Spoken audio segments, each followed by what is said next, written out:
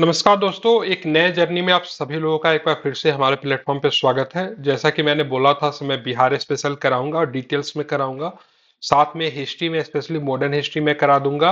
और साथ में करंट अफेयर्स में करवा दूंगा आपके आगामी 72वीं बीपीएससी एग्जाम के लिए। ठीक है, तो उसी क्रम में बिहार स्पेशल तो मैंने शुरू कर ही दिया था। आज से मैं आपके लिए मॉडर्न हिस्ट्री शुरू करने वाला हूँ और मैं गारंटी के साथ कह रहा हूँ, ठीक है, अगर आप इस किताब को अच्छे से अगर आप कर लेते हो तो ये मेरी गारंटी है, ठीक है, एग्जाम में मॉडर्न हिस्ट्री से एक भी प्रश्न आपका नहीं छूटेगा। ठीक है, अगर छूट जाए तो आप मुझे मैसेज करना, सर मैंने इस किताब को बहुत अच्छे से किया था, आपका वीडियो भी देखा था, लेकिन फिर भी ये प्रश्न मुझसे नहीं बने। ठीक है, क्योंकि मुझे नहीं लगता इस किताब में जितना डाटा और फैक्ट जो कह लीजिए दिया हुआ है और जितने अच्छे से और डिटेल्स में जो जानकारी दी हुई है, ठीक है, किसी भी बुक में आपको मिलेगा। हाँ, ये नेट जीआरएफ का जो बहुत ही डिटेल्स में किताब आती है उसमें तो होती है, लेकिन उतना आप पढ़ नहीं पाओगे। ठीक है, 1000 पेज का जो लेंदी किताब जो होता है मॉडर्न हिस्ट्री का, उसमें होगा, लेकिन संक्षेप में 200 पेज में इसने मॉडर्न हिस्ट्री को समाप्त किया है। अब बहुत ही अच्छे से संपूर्ण जानकारी को लिखा है। ठीक है, यह पुस्तक नेट जीआरएफ यूपीएससी के लिए बहुत बेहतर मानी जाती है, स्पेशली नेट जीआरएफ के लिए जिनका सब्जेक्ट हिस्ट्री होता है।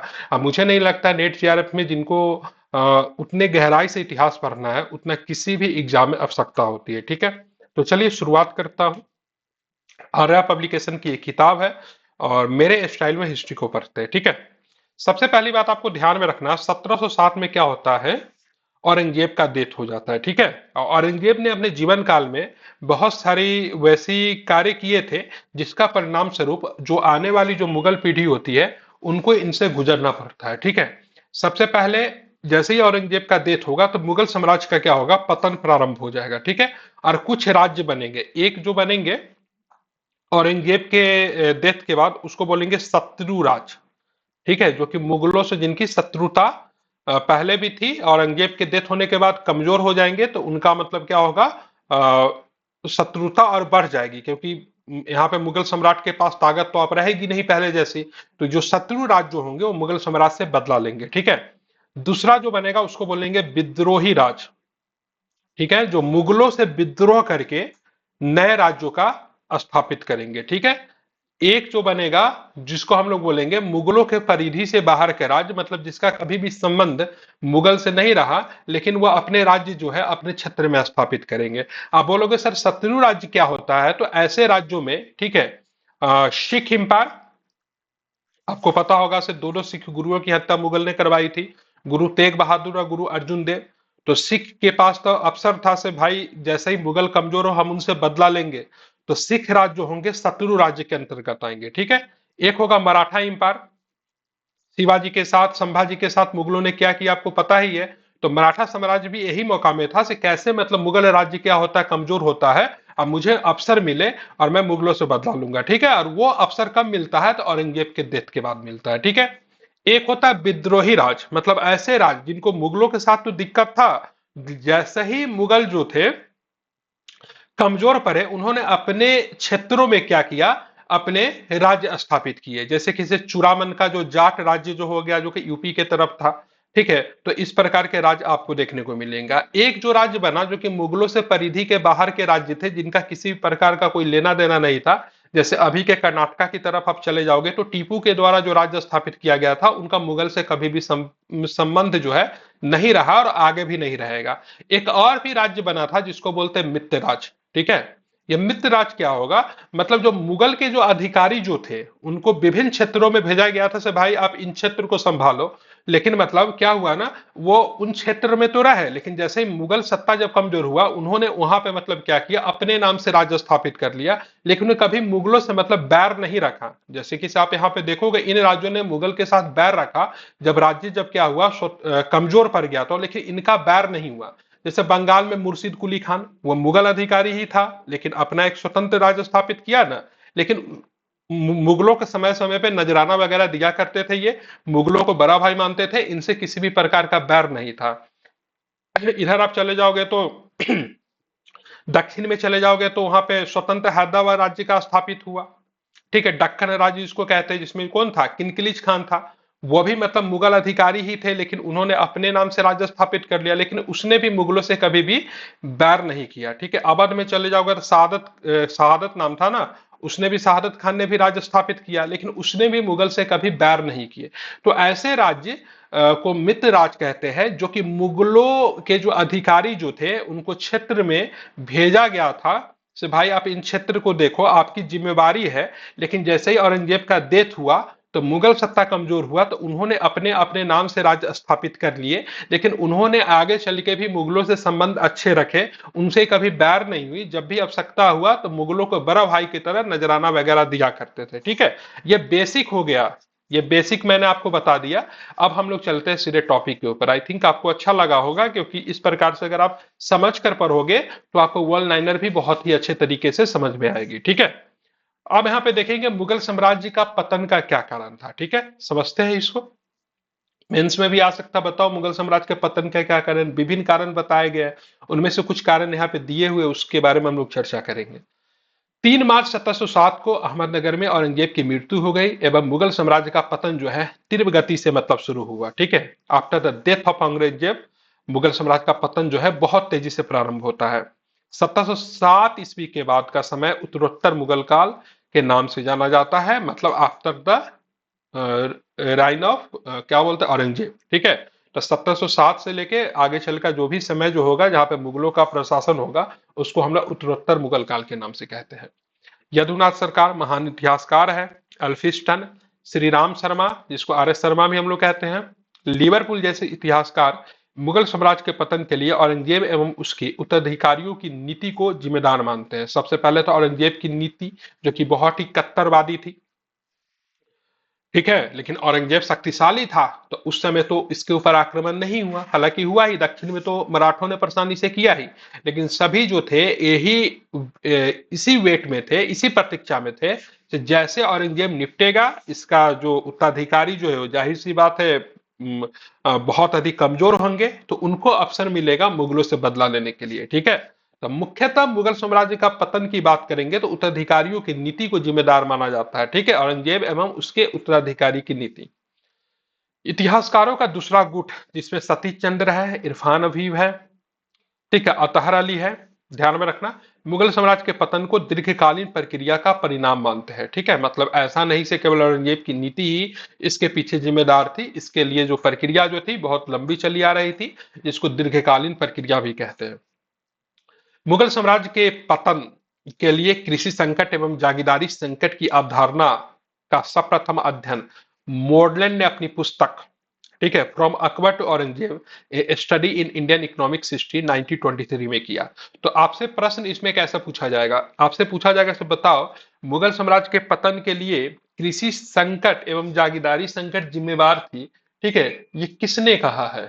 ठीक है, ये किस इतिहासकार का कथन है, या फिर किस इतिहासकार का यह मानना है से भाई साहब मुगल साम्राज्य के पतन के लिए कृषि संकट एवं जागीरदारी संकट जिम्मेवार थी। तो ध्यान में रखा, मॉडलैंड ने है, और उसने अपनी पुस्तक में 1923 में ऐसी बात कही थी। पुस्तक का नाम की बात करेंगे, from Akbar to Aurangzeb a study in Indian economics. ठीक है, अब आते सतीश चंद्रा। इतिहासकार सतीश चंद्रा ने अपनी पुस्तक parties and politics at the Mughal court 1707 से लेकर 1740 तक उन्होंने अपनी एक पुस्तक लिखी है, जिस पुस्तक का नाम है parties and politics at the Mughal court में मुगल साम्राज्य के पतन के लिए जमींदारों, जागीरदारों और किसानों के बीच त्रिपक्षीय संबंधों का जिम्मेदार माना है। ठीक है, तो यहाँ पे अगर सतीश चंद्रा की बात करेंगे तो मुगल साम्राज्य के पतन के लिए किसको जिम्मेदार माना है, तो ध्यान में रखना जमींदार, जागीरदार और किसान।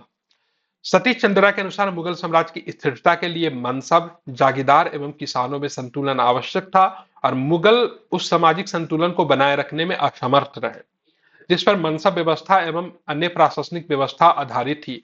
मुगल साम्राज्य कृषि अधिशेष पर निर्भर थी, मतलब कृषि के बाद जो अधिशेष जो होता है जिसको सरप्लस कहते हैं, जैसे अनाज आपने उपजाया 10 केजी, ठीक है, आपकी आवश्यकता 5 केजी है, तो 5 केजी बच गया ना, उसको अधिशेष कहेंगे, तो उस पर निर्भर थी।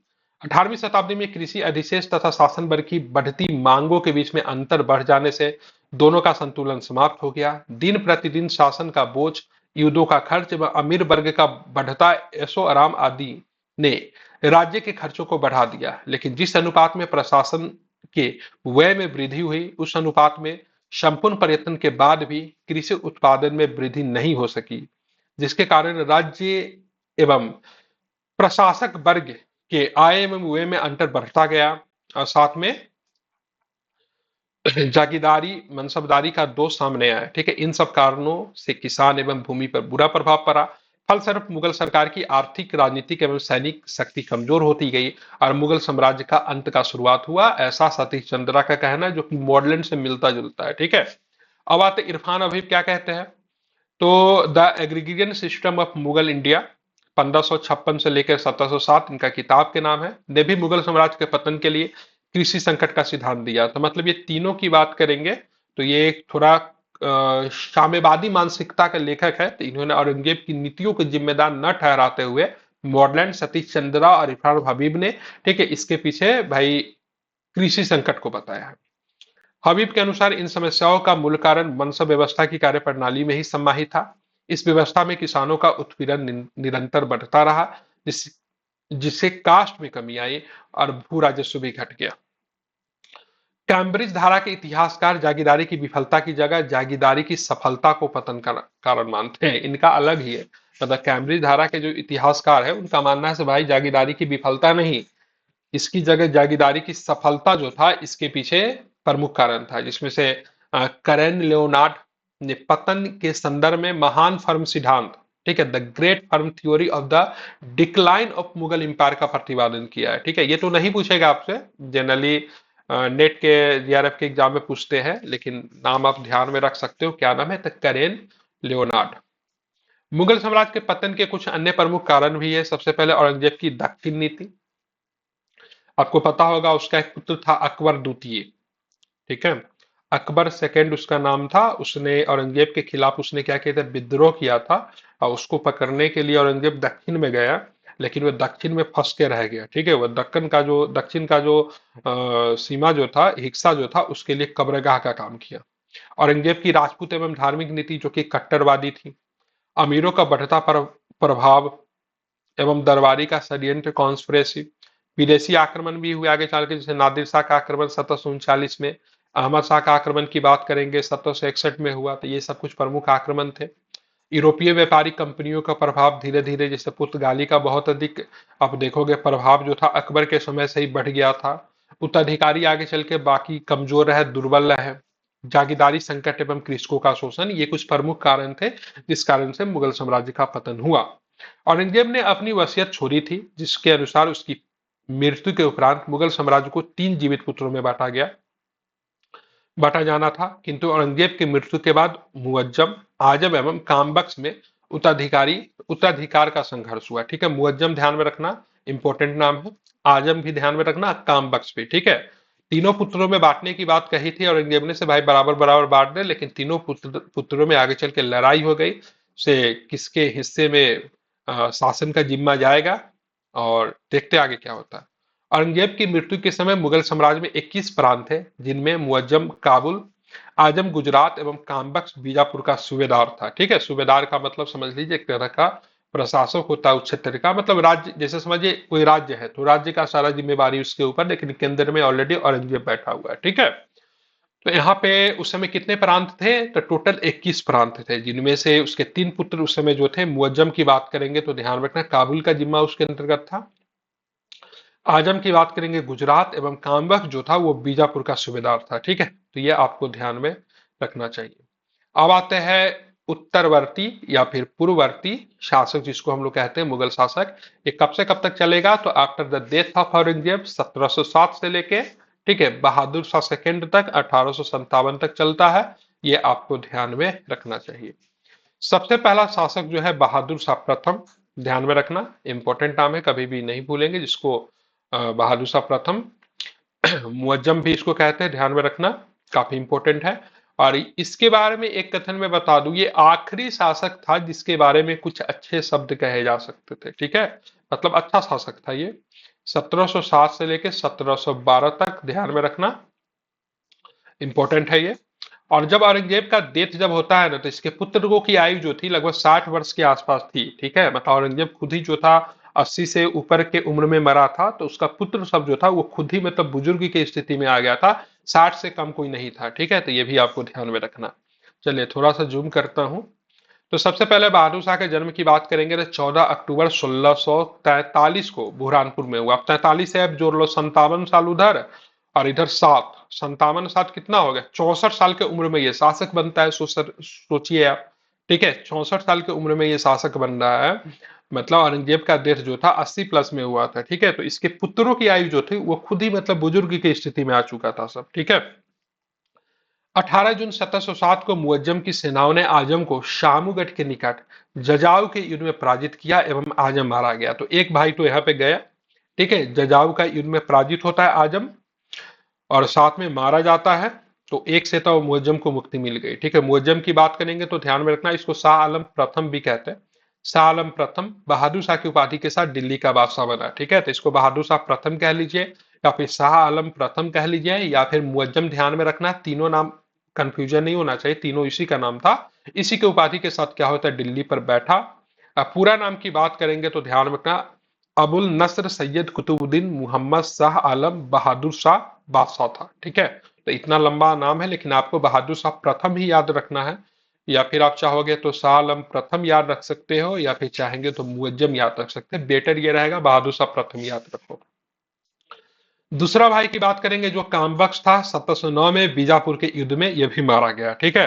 तो यहाँ पे जो बहादुर शाह प्रथम जो था, मुअज्जम जो था, दोनों भाई से इसको मुक्ति मिल गई। एक जो था जजाऊ के युद्ध में पराजित हुआ और मारा गया, दूसरा जो था मतलब बीजापुर के युद्ध में मारा गया, ठीक है।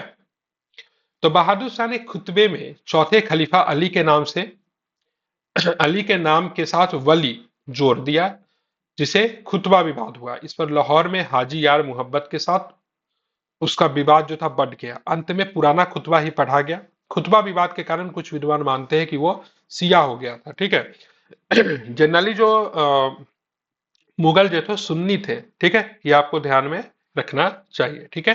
तो खुतबा विवाद इसके साथ हुआ था। अगर पूछा जाएगा तो उस मुगल शासक का नाम बताइए जिसके साथ खुतबा विवाद जुड़ा हुआ है, तो बहादुर शाह प्रथम, ठीक है। क्योंकि उसने क्या किया था, क्योंकि चौथे खलीफा अली के नाम के साथ वली जोड़ दिया था, ठीक है। ये आपको ध्यान में रखना चाहिए। चलेंगे, बहादुर शाह खुतबा का प्रारूप परिवर्तित करना चाहता था, इसी के लेकर विवाद हुआ। जब वो बादशाह बना था इसकी उम्र जो थी 65 वर्ष के आसपास थी, ठीक है, समझ रहे हैं ना। जब ये बादशाह बना था इसकी उम्र 65 वर्ष के आसपास थी। तो ये भी सर्वाधिक आयु में मुगल बादशाह बनने वाला ये शासक है, क्योंकि औरंगजेब का ही उम्र जो था 80 प्लस था। तो इसको पुत्रों की आयु जो थी, सारे ही पुत्रों की आयु जो थी 60 प्लस थी। बहादुर शाह ने शांतिपूर्ण मैत्री की नीति के तहत कुछ कार्य किए। जब इसने देखे से भाई मेरे पिताजी ने बहुत कांड करके गए, तो भाई इस प्रकार से हम प्रशासन तो चला नहीं सकते, तो इसने मतलब मैत्री करने की प्रयास किया से भाई जहां जहां पे पिताजी ने कांड किया है उन चीजों को हम सॉर्ट आउट करके अपने प्रशासन में मजबूती लाए। तो सबसे पहले आपको ध्यान में होगा, औरंगजेब ने मतलब क्या किया था, शिवाजी के पुत्र शाहू को कैद कर लिया था, ठीक है। तो सबसे पहले 1707 में शाहू को मुगल कैद से मतलब क्या कर दिया गया, रिहा कर दिया गया, ठीक है। उसके बाद मतलब मराठों के साथ इसने संधि करने का प्रयास किया। उसके बाद हम लोग देखेंगे इसके साथ, सिख के साथ, तो गुरु गोविंद सिंह के साथ संधि करके मित्रता की नीति अपनाई। तो दोनों के दोनों शत्रु राज्य थे ना मुगल के, तो यहाँ पे मतलब दोनों के साथ इन्होंने संधि की। उसके बाद आते हैं राजपूताना। अजीत सिंह को मारवाड़ का शासक जो था स्वीकार कर लिया। आमेर में उत्तराधिकारी के प्रश्न पे हस्तक्षेप करके, ठीक है, सवाई जयसिंह को शासक घोषित किया। उसके बाद अब बात करेंगे बुंडेला सरकार छत्रसाल एवं जाट सरदार चूड़ामन के साथ मित्रता की नीति अपनाए। इन सबके साथ औरंगजेब का शत्रुता पूर्वक संबंध थे। ये सारे सारे राज्य जो थे ये शत्रु राज्य थे, जिसमें राजपूताना हो गया, सिख साम्राज्य हो गया। उसके बाद अगर बात करेंगे तो मराठा साम्राज्य हो गया, या फिर मतलब जाट साम्राज्य की बात करेंगे वो हो गया, जहां पे चूड़ामन थी जिसके बारे में मैंने चर्चा भी किया है, ठीक है। मदद ए मास अनुदानों को पुण्यता वंशागुणत बना दिया तथा राज दरबार में फिर से होली खेलने की शुरुआत की गई और सती प्रथा का समर्थन किया गया, ठीक है। यहाँ पे दो चीजें आपको ध्यान में रखना। मदद ए मास की मतलब होता है जो विद्वानों को दी जाने वाली जो भी स्कॉलरशिप कह लीजिए, फिर भूमि दिया जाता था, मतलब सिंपल सी बात है, मतलब आर्थिक मदद की जाती थी, तो वो विद्वानों को दी जाती थी। तो उसको मतलब वंशानुगत बना दिया। मतलब किसी का बाप अगर विद्वान रहा होगा तो उसको अगर पैसा अगर मिल रहा है ना, तो भले उसका बेटा जो है कुछ नहीं किया अपने लाइफ में, ठीक है, उसकी कोई उपलब्धि नहीं है, लेकिन फिर भी उसको मतलब वो चीजें जो मिल रही थी गवर्नमेंट के तरफ से, जो रिसोर्सेज जो मिल रही थी वो कंटिन्यूसली मतलब उसको क्या होगा, मिलेगा। थोड़ा सा मतलब यहाँ पर उसने सेकुलर नीति को अपनाया जिसमें से होली खेलने की शुरुआत की गई। सती प्रथा का ध्यान में रखना, कभी भी अगर सती प्रथा के बारे में बोलेगा ना तो भले ही पूरा क्रेडिट ब्रिटिश लेकर चले गए, लेकिन कुछ शासकों ने सती प्रथा को बैन करने का प्रयास किया था। इसमें शिवाजी का भी नाम आता है, अकबर का भी नाम है, औरंगजेब का भी नाम है, और साथ में पुर्तगीज ने भी प्रयास किया था, पुर्तगालियों ने भी प्रयास किया था। तो औरंगजेब ने भी सती प्रथा को बैन कर दिया था। तो फिर से मतलब इसने सती प्रथा को क्या किया, समर्थन दे दिया से भाई आप लोग करो, कोई दिक्कत नहीं है, ताकि इनको हिंदुओं का समर्थन मिल सके। ठीक है। बहादुर शाह ने वकील ए मुतल्लक का पद पुनः स्थापित किया तथा इस पद पर, ठीक है, असद खान को नियुक्त किया था। ठीक है, यह आपको ध्यान रखने योग्य है। बहादुर शाह के समय सिख नेता बंदा बहादुर ने 1710 में सरहिंद को जीत लिया है। ठीक है, ये बंदा बहादुर जी का नाम याद रखिएगा, आगे चल के इंपॉर्टेंट रहेगा। ठीक है, सिख साम्राज्य का नेतृत्व करने का श्रेय जो था आगे चल के इनके पास जाता है। बहादुर शाह प्रथम के दरबार में 1711 में एक डच शिष्टमंडल तो जोशुआ केटेलार के नेतृत्व में है। ये आपके लिए बीपीएससी के इंपॉर्टेंट, बीपीएससी के मद्देनजर इंपॉर्टेंट हो सकता है। से बहादुर शाह प्रथम के दरबार में 1711 में एक डच शिष्टमंडल गया था, उसका नेतृत्व कौन कर रहा था, तो आपको ध्यान में रखना है, उसका नेतृत्व जोशुआ केटेलार कर रहा था। इसके स्वागत में पुर्तगाली स्त्री ने प्रमुख भूमिका निभाई थी। ठीक है, इस पुर्तगाली स्त्री को क्या बोलते हैं, जुलियाना बीबी कहा गया। ठीक है, तो यहाँ पे बहादुर शाह प्रथम के दरबार में 1711 में एक डच शिष्टमंडल जोशुआ केटेलार के नेतृत्व में गया। इनके स्वागत में एक पुर्तगाली स्त्री जो थी, उन्होंने बहुत ही महत्वपूर्ण भूमिका निभाई थी। ठीक है, इस पुर्तगाली स्त्री का नाम क्या है, जुलियाना बीबी। जुलियाना को बीबी की उपाधि दी गई थी। ठीक है, बीवी भी और विधवा भी। तो यहाँ पे आपको दो चीजें आपको ध्यान में रखनी है, वो लड़की का नाम तो नहीं पूछेगा, बताओ उस लड़की का नाम क्या है, पूछ भी सकता है, कुछ भी आजकल पूछ रहा है, लेकिन ये जोशुआ केटेलार का नाम बहुत इंपॉर्टेंट है। जैसे कि 1717 में, ठीक है, फरुखसियर के दरबार में जो जाता है, एक शिष्टमंडल जो जाता है, जो कि मतलब बहुत सारी जो चीजें जो थी लेने में कामयाब रहता है, तो उसका नेतृत्व कर रहा था जॉन श्रमन कर रहा था, आई थिंक जॉन श्रमन ही उसका नाम था। और यहाँ पे आप देखोगे जो ये शिष्टमंडल जो था, डच शिष्टमंडल, उसका नेतृत्व जोशुआ केटेलार कर रहा था। तो आप इसको कनेक्ट कर सकते हो। ठीक है, और वो लड़की का नाम जिसने बहुत प्रमुख भूमिका निभाई थी, तो उसका नाम है जूलियाना। सिख नेता बंदा बहादुर के विरुद्ध सैन्य अभियान के दौरान 17 फरवरी 1712 को बहादुर शाह की मृत्यु लाहौर में हो गई। ठीक है, यहाँ पे आपको ध्यान में रखना है, इंपॉर्टेंट है। सो भाई सिख नेता जो था अभी भी मतलब संधि करने के बाद भी यहाँ पे मतलब बंदा बहादुर जो था वो मतलब मुगलों के लिए परेशानी के सबक तो थे। तो ऐसे कंडीशन में जो बंदा बहादुर के दौरान जो अभियान जो चल रहा था बहादुर शाह प्रथम का, 1712 में क्या होता है, बहादुर शाह का डेथ हो जाता है। कहाँ पे होता है, लाहौर में होता है। ठीक है, ये भी आपको ध्यान में रखना चाहिए, मतलब उस समय इसकी 70 के आसपास हो गई थी।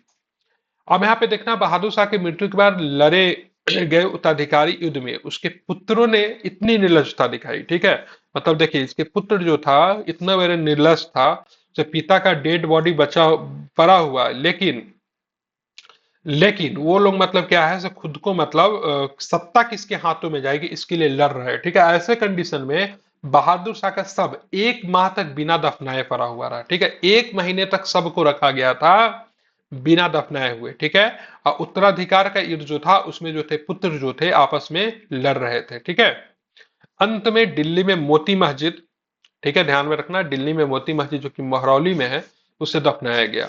और ये आखिरी मुगल शासक था जिसके बारे में कुछ अच्छे शब्द कहे जा सकते हैं। इसके बारे में मैंने पहले भी बताया था, लेकिन मैं उसका लेखक का नाम भूल गया था, या फिर थिंकर का नाम भूल गया था। उसका नाम है सिडनी ओवन। ठीक है, तो ये आपको ध्यान में रखना, ये प्रश्न पूछा हुआ है, इसलिए मैंने आपको बोला से इसको ध्यान रखने के लिए। मुंतखब उल लुबाब के लेखक जो है खफी खान है, इतिहासकार है, मुगल इतिहास के बारे में भी लिखते हैं, इंपॉर्टेंट है, इनका नाम ध्यान में रखना।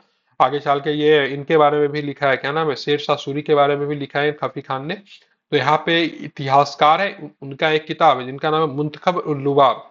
उसके अनुसार बहादुर शाह शासन कार्यों के प्रति इतना लापरवाह था कि उसे शाह बेखबर कहते थे। ठीक है, तो शासन कार्यों के प्रति लापरवाह होने के लिए खफी खान को शाह बेखबर कहा जाता है। ठीक है, तो इतना डिटेल्स में तो नहीं पूछेगा कि बताओ किसने कहा, लेकिन ये पूछेगा कि किस मुगल शासक को शाह बेखबर कहा जाता है, तो बहादुर शाह प्रथम। ठीक है, और साथ में ये किसने कहा है, तो खफी खान ने कहा है, और किस पुस्तक में कहा है, तो मुंतखब उल लुबाब में कहा है, तो ये चीजें आपको ध्यान में रहनी चाहिए, बिल्कुल भी आप ना भूले, ठीक है। उसके बाद मैंने तो पहले ही बोला ये अच्छा शासक था, ठीक है। तो इसके बारे में एक चीज और भी कहा जाता, मरने के बाद समकालीन इतिहासकारों ने उसे खुल्द मंजिल मतलब स्वर्ग का निवासी कहा है, तो ये भी आपको ध्यान में रखना चाहिए, ठीक है। तो बहादुर शाह प्रथम का चैप्टर यहाँ पे होता है समाप्त। अब हम लोग पढ़ेंगे जहांदार शाह, ठीक है। कब तक रहा ये, तो ध्यान में रखना 1712 से लेके 13 तक ये शासक रहा, ठीक है। जहांदार शाह बहादुर शाह का पुत्र था, ठीक है। इसने भी अपने भाइयों की हत्या की अपने पिता की तरह ही, ठीक है। जैसे उसने आजम का हत्या किया था ना, और एक का नाम क्या था उसके भाई का नाम, ठीक है। एक मिनट बता दे रहा हूँ, ठीक है। दो भाइयों की हत्या इसने की थी। एक मिनट, एक का नाम आजम था जो कि गुजरात का था, एक का नाम भूल गया मैं।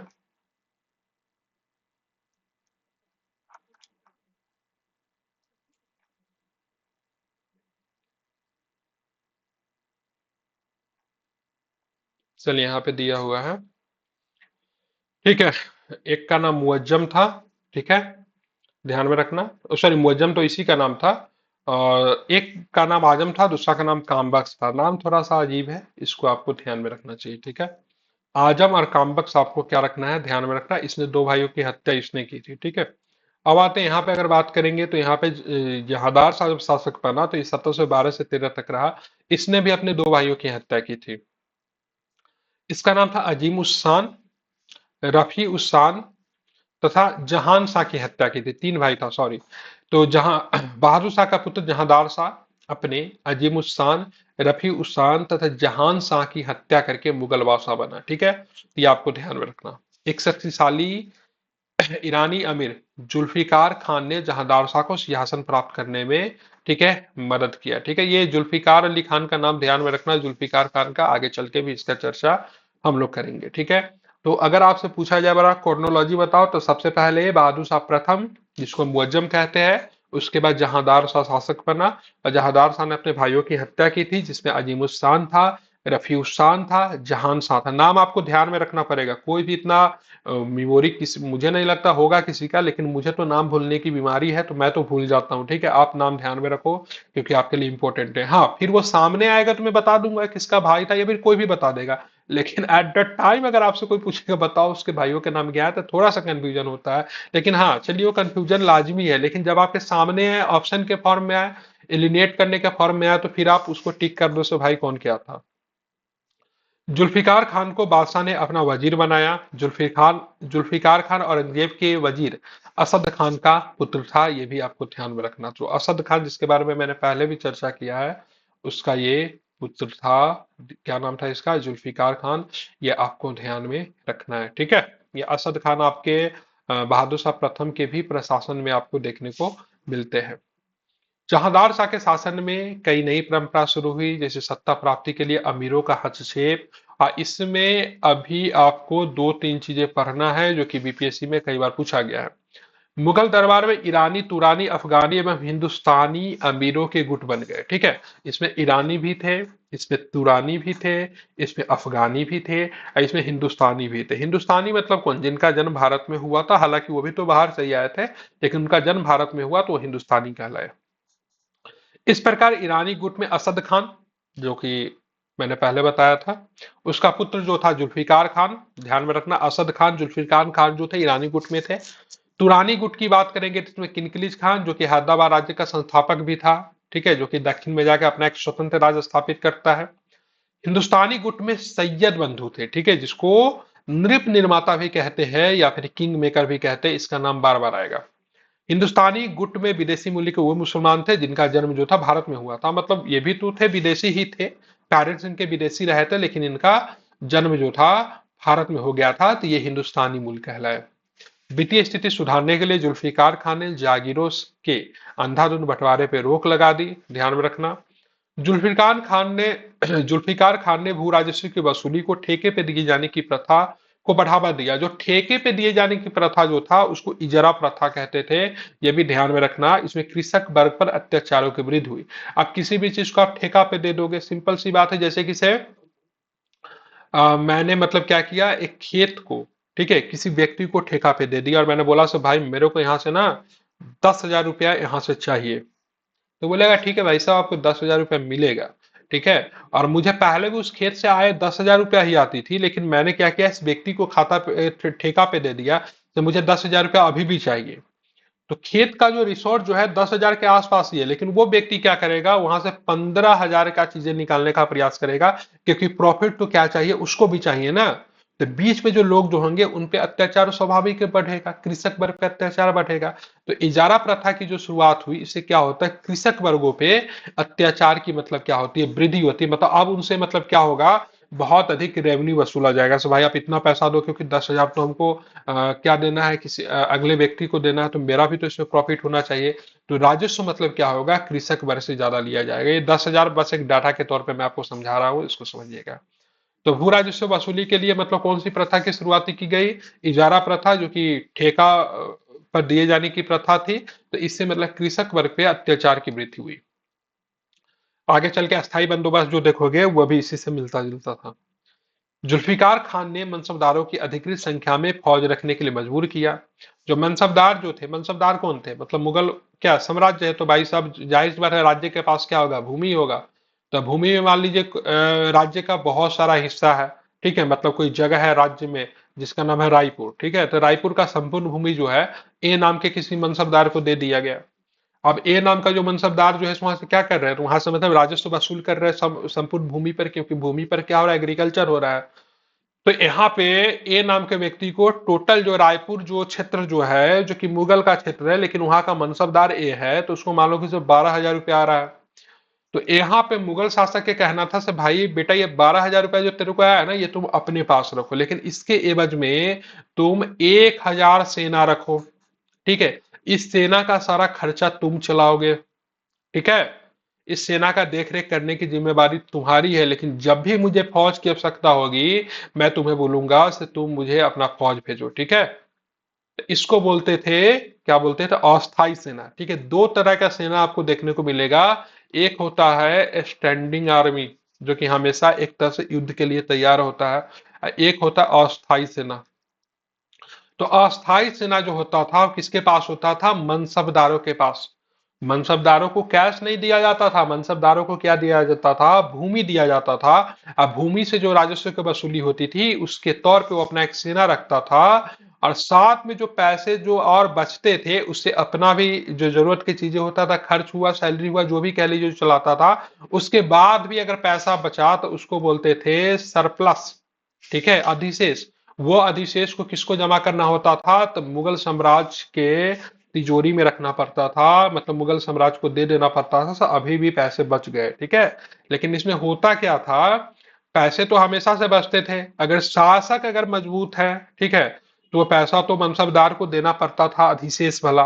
लेकिन शासक अगर कमजोर है तो अधिशेष क्या होते थे, मनसबदार नहीं देते थे। ठीक है, तो ये भी आप ध्यान में रख सकते हैं। तो मैंने बेसिक चीजों को एक्सप्लेन करने का प्रयास किया है। आई होप आप समझ गए होंगे। उसके बाद जुल्फिकार खान ने जाट शासक चुरामाने में बुंदेला शासक छत्रसाल के साथ अच्छे संबंध बनाए, किंतु सिखों एवं बंदा बहादुर के विरुद्ध दमन की नीति जो थी शुरू की। जुल्फिकार खान ने अपने एक चाटुकार सुहाग चंद्र को दीवान बनाकर राजस्व मामलों का प्रधान बना दिया। सुहाग चंद्र को राजा की उपाधि दी गई। ठीक है, तो ये चाटुकार था जिसका नाम था सुहाग चंद्र, उसको दीवान बनाया गया और साथ में उसको राजा की उपाधि दी गई। जहांदार शाह ने दक्कन में मराठों को चौथ एवं सदेशमुखी की वसूली का अधिकार इस शर्त पर दिया कि इसकी वसूली मुगल अधिकारी करेंगे। ठीक है, मतलब चौथ जो था भूमि राजस्व का 1/4 होता था। स्वदेश मुखी भी जो था एक प्रकार का टैक्स था, ध्यान में रखना। तो ये दोनों की वसूली तो मराठे करेंगे, लेकिन इसके लिए जो अधिकारी जो होंगे वो कौन होंगे, मुगल होंगे। औरंगजेब द्वारा 1679 में लगाया गया जजिया कर जहांदार शाह ने 1712 में समाप्त कर दी थी। ठीक है, तो जैसे ही शासक बना उसी प्रकार से जजिया कर को जहांदार शाह ने समाप्त कर दिया, लेकिन आखिरी रूप से ये समाप्त नहीं किया गया है, क्योंकि आगे चल के फिर से जजिया लगा दिया जाएगा। आखिरी रूप से कब समाप्त किया जाएगा इसकी चर्चा हम लोग बाद में करेंगे, लेकिन ध्यान में रखना जहांदार शाह ने भी जजिया कर को समाप्त किया था, क्योंकि औरंगजेब ने 1679 में लगवाया था। ठीक है, उससे पहले समाप्त था। उससे पहले समाप्त था, अकबर के समय से ही समाप्त हो गया था, लेकिन औरंगजेब ने पुनः लगा दिया। जहांदार शाह ने आमेर के राजा सवाई जय सिंह को मिर्जा राजा की उपाधि दी एवं 7,000 के मनसब के साथ मालवा का सूबेदार बना दिया। ठीक है, 7,000 का मनसब मतलब 7,000 उनको सेना रखना पड़ता था। तथा मरवाड़ के राजा अजीत सिंह को महाराजा की उपाधि देकर गुजरात का सूबेदार बना दिया। ठीक है, वही मारवाड़ है जिसको कभी बहुत प्रयास करने के बाद भी, ठीक है, बाबर, ठीक है, अकबर ने भी कभी उसको नहीं मुगल सम्राट के अधीन मिला पाया था। लेकिन जहांगीर के बहुत प्रयत्न से, ठीक है, अजीत सिंह के जो पिता जो थे उनका नाम क्या था, उदय सिंह था आई थिंक। ठीक है, तो उन्होंने मतलब क्या किया था, बोल दिया था ठीक है चलो हम मुगलों के साथ संधि करेंगे। लेकिन बाबर और, ठीक है, जिनका राणा संगा के बारे में आपको पता ही होगा, अकबर ने भी बहुत प्रयास किया, लेकिन मरवारों ने कभी सरेंडर नहीं किया। ठीक है, राजा राम के पुत्र शिवाजी द्वितीय को अनूप सिंह की उपाधि एवं 3,000 का मनसब जो है प्रदान किया गया। तो ये भी आपको ध्यान में रखना, राजा राम जो थे, ध्यान में रखना, शिवाजी के पुत्र थे, और राजा राम के पुत्र जो थे उनका नाम जो था शिवाजी द्वितीय था। उनको उपाधि दी गई अनूप सिंह, और साथ में 3,000 का मनसब भी दिया गया। सवाई जय सिंह, ठीक है, सवाई जय सिंह जिनको जय सिंह द्वितीय भी कहते हैं, को सवाई की उपाधि किसने दी थी, यह प्रश्न पूछा जा सकता है। तो ध्यान में रखना, सवाई की उपाधि किसने दी थी, तो औरंगजेब ने दी थी। जहांदार शाह अत्यधिक भ्रष्ट एवं अनैतिक आचरण का था। ठीक है, इसकी एक मिस्ट्रेस थी जिसका नाम था लाल कुंवर। ठीक है, लाल कुंवर का प्रशासन पे बहुत ही मतलब क्या था, ठीक है, ध्यान में रखना क्या था, प्रभाव था। मतलब लाल कुंवर का प्रशासन पे बहुत अधिक प्रभाव था। इससे जो बादशाह का जो प्रतिष्ठा जो था उस पर बहुत अधिक आघात पहुंचे। ठीक है, जहांदार शाह को लंपट मूर्ख भी कहते हैं, ये भी आपको ध्यान में रखना, पूछा जा सकता है। लंपट मूर्ख कहते हैं। ठीक है, ये भी पूछा जा सकता है, बताओ जहां मतलब किसी लाल कुंवर नाम की एक महिला के साथ संबंध होने के कारण कौन सा बादशाह बदनाम था, तो ध्यान में रखना जहांदार शाह। जहांदार शाह को अजीमुस्तान के पुत्र फर्रुखसियर ने हिंदुस्तानी अमीर सैयद बंदियों के सहयोग से अपदस्थ कर दिया। यही अजीमुस्तान है जिसकी हत्या मतलब करवा दिया था जहांदार शाह ने। ठीक है, तो अपने पिता का बदला किसने लिया, फर्रुखसियर ने। ठीक है, अपने, ठीक है, पिता का बदला किसने लिया, फर्रुखसियर ने, और जहांदार शाह को क्या किया, गद्दी से हटा दिया। ठीक है, और यहाँ पे दो ब्रदर्स आएंगे जो कि हिंदुस्तानी मूल के थे, हिंदुस्तानी अमीर थे, जिनका नाम था सैयद बंधु। इसमें अब्दुल्ला खान और हुसैन अली खान थे। ध्यान में रखना, इंपॉर्टेंट है, इनको नृप निर्माता कहते हैं या फिर इनको किंग मेकर कहते हैं। ठीक है, ध्यान में रखना, फिर से बोल रहा हूँ, सैयद बंधु का पूरा नाम क्या है, तो अब्दुल्ला खान या फिर हुसैन अली खान। ठीक है, उसके सहयोग से अपदस्थ कर दिया। जहांदार शाह अपनी प्रेमिका लाल कुंवर के साथ भाग गया, और उसने भागकर वकील ए मुतलक असद खान के घर में शरण ली। ठीक है, वही असद खान, ध्यान में रखना, इंपॉर्टेंट है। वकील ए मुतलक उसके समय बनाया गया था, क्या नाम है उसका, बहादुर शाह प्रथम के समय में। ठीक है, इसका जो बेटा का नाम था उसका नाम था जुल्फिकार अली खान, जो कि मतलब इसके समय मंत्री भी था। ठीक है, लेकिन परंतु यहाँ पे असद खान ने फर्रुखसियर से झगड़ा करना उचित नहीं समझा, और असद खान ने जहांदार शाह के साथ विश्वासघात किया। फर्रुखसियर के आदेश पर जहांदार शाह और उसकी प्रेमिका लाल कुंवर के हाथों से छीन कर 11 फरवरी 1713 को उसकी हत्या कर दी गई, और इसने कुल 11 माह तक मात्र शासन किया। ठीक है, तो फर्रुखसियर ने आखिरकार अपने पिता अजीमुस्तान का बदला लेते हुए अपने चाचा का श्री गणेश करवा दिया, और यहाँ पे कहानी समाप्त होता है किसका, जहांदार शाह को। ठीक है, और इतिहासकार ताराचंद, ठीक है, ध्यान में रखना, लंपट मूर्ख तो पूछेगा ही से जहांदार शाह को क्या कहते थे, लेकिन इतिहासकार का भी नाम याद रखो तो बढ़िया आपके साथ। तो ताराचंद जो है इनको लंपट मूर्ख भी कहते हैं। खपी खान के अनुसार जहांदार शाह का समय गायकों में, नर्तकों में एवं नाट्य कर्मियों के लिए अनुकूल था। मतलब ये समय जो था, जो गायक जो होंगे, नर्तकी जो होगी, या फिर जो नृत्य करने वाले जो है उनके लिए मतलब बहुत ही अनुकूल था, क्योंकि जहांदार शाह को इन समय बड़ा ही आनंद आता था। ठीक है, मिर्जा मुहब्बत ने संगीत पर तुफतुल हिंद की रचना की। ये तो आपसे नहीं पूछेगा, लेकिन आपसे ये जरूर पूछेगा, बताओ इनमें से कौन सी पुस्तक, ठीक है, संगीत के ऊपर है, तो उसका नाम है तुहफतुल हिंद। ठीक है, लेखक की बात करेंगे, नाम क्या है, तो मिर्जा, ठीक है, मोहम्मद। और ये भी आपको ध्यान में रखना, पहला शासक का नाम बताइए जो कि सैयद बंदियों के सहयोग से बना था। उसका नाम है फर्रुखसियर। और सैयद बंधु जिनको किंग मेकर या फिर नृप निर्माता कहते थे, उसमें अब्दुल्ला खान और साथ में कौन थे, तो हुसैन अली खान थे। ठीक है, चलिए, फर्रुखसियर का जो है सब मैं नेक्स्ट वीडियो में लेकर आऊंगा। ठीक है, फर्रुखसियर से मैं कंटिन्यू करूंगा, क्योंकि बहुत लंबा हो जाएगा, 30 मिनट से ज्यादा का वीडियो नहीं रखते हैं। नेक्स्ट क्लास में हम लोग फर्रुखसियर से शुरू करेंगे। आई थिंक आपको अच्छा लगा होगा। बताइएगा कैसा है रिस्पॉन्स। अगर अच्छा रहा तो इसको कोशिश करूंगा इसका मध्यकालीन और एनिसेंट भी करवा ही दूं, लेकिन फिलहाल तो इसका मैं पूरी तरीके से मॉडर्न हिस्ट्री जरूर कंप्लीट करूँ।